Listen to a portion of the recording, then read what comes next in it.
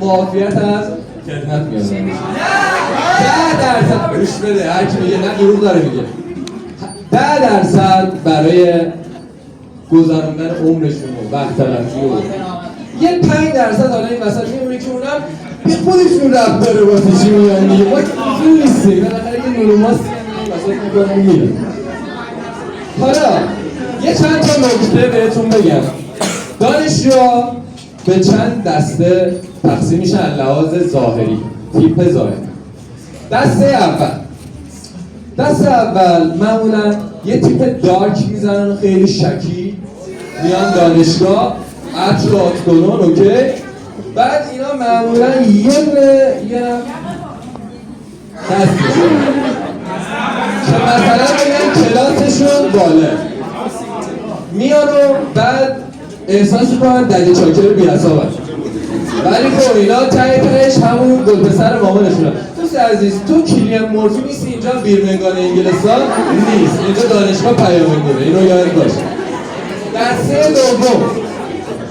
دسته دوم این دوستان کفش زدیکس میپوشن، یه شلوار لی با یه کاپشن خرمانی و معمولا هم 90% مواقع سیسشون اینطوریه. اینطوری و یه زنجیر هم دستشون رو توی این وضعیه. من نظرم اینه که این دوستان رو به حال خودشون رها کنید. بالاخره زندگی هم باگ‌های خودشو داره دیگه، این هم جز اون باگ‌ها. دسته سوم دوستانی هستن که رسمی پوشن. این سیمیر خود اجرا بود نه نمیرسه، ولی خب تاجر که نکن داره میاد. این دوستان رسمی پوشن، یعنی یه کفش، یه شلوار و یه پیرن مجلسی میپوشن و همچه خدا یه کیف سامسونه دستشون رو از همین الان هم رفتن تو نقششون، واقعا دمشون هم گرم. اصلا مورد داشتیم سر کلاس 50 تا دانشجو نشسته بودن، یکی از این افراد وارد کلاس شد و اونجاست که شما به این دور شک می‌کنید.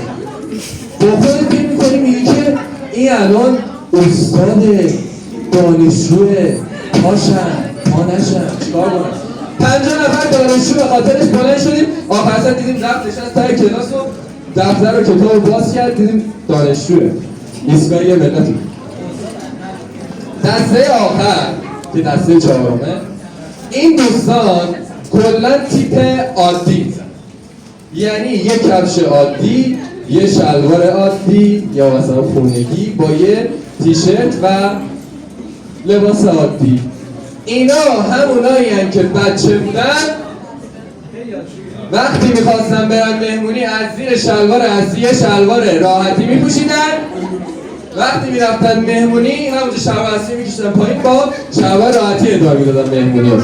یه دوست عزیز اون تر نشسته کلا دانشجو دخترن، کل از اول اجرا تا آخرش اینطوریه.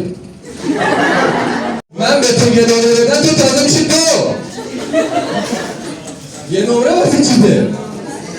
و اونجا بودی که اون دوست عزیزم اون درس رو تو اوج بوسیده گذاشته کنار و خدافظی کرده، ولی خب چیز از ارزش‌هاش کم نشد.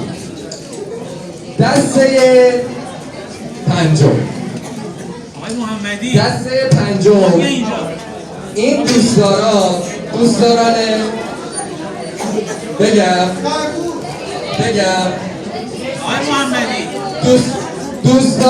دوستایی هستن که بهشون میگن پاچخواه، یعنی یه دانشگاه از دستشون آسیه.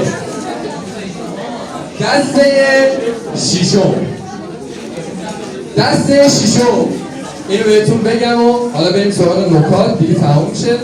دسته ششم این دوستان معمولا گندن، چجوری بهتون میگم، خیلی بزرگن، دورکشر خودمونن و اینکه هر کی میبینتشون میترسه. بابا از شبا قبل خواب کارتون میبینه میخوابه، من خودم با این وقت شبا بارستنجی میرم بعد میخوابم. آره خیلی خوبه. خب این از تیپ شخصیتی. یه دست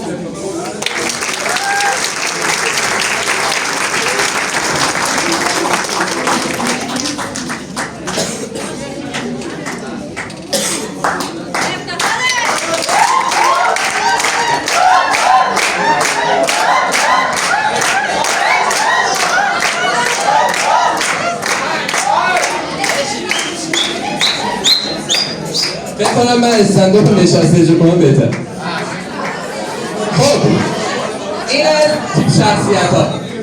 میرسیم سراغ چند تا نکته طلایی واسه دوستانی که جدید الورودن. نکته یک، توی کلاس به هیچ عنوان حرفی از حضور غیاب نزن. چون چرا؟ چون این استادان که میان و میرن ولی آخر سر شما میمونی و اون دوست عزیزمون که از شما زخ خورده و یه زاغوی چامندار. آره. دسته دوم. آره. دسته دوم دوستان گوش بدید، هیچ وقت جلوی جنس مخالف رفیقتون رو مسخره نکنید یا نزنیدش. فکر نکنید با این کارا دختره برمیاد میگه وای دیدی امیر محمد چجوری زد؟ فکر کنم روش کلاش زدم، معلوم مرد زندگیه. نه، همچین حرفایی نمیزنم، بدتر میگن این منگول که اینجا دانلود کرده. نکته سوم، نمیخوام اشاره مستقیم کنم.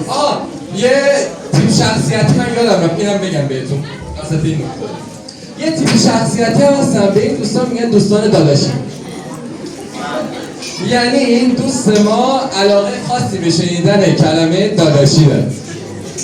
یعنی شما بهش بگید داداشی تا یه روز شارژش کردید. اصلا نمیخوام اشاره مستقیم کنم ولی مورد بوده داداش دانشگاه بوده، اصلا امید دانشگاه بوده. آره این از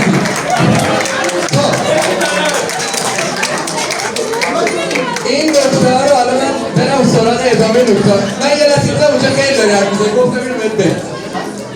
بریم سراغ نکته. نکته سوم، اینم آقا نمیخوام اشاره مستقیم کنم از آدمای قد کوتاه واقعا بترسید. اینا نصفشون زیر آبه. شاید مثلا برگردی میگی خب چرا؟ مگه چه گناهی کردن؟ خواهر من تو میگی چه گناهی نکردن؟ هرچی دردسر و بلای زیر سر این قد کوتاه هست. و نکته آخر، این دانشجو یه بخشی داره به نام حراست. دوستان توجه کنید، نکته است گوش کنید. این حراست یه شعاری داره و واقعا باید این شعار رو بهش پایبند باشیم. میگه که نمیدونم کی هستی و کجا هستی، ولی تو خواهی بلند پروازی کنی پرت رو میکنم. آره بعدش هم باید بیاری دفترم تحول بدی و بری خونت و حرف آخر.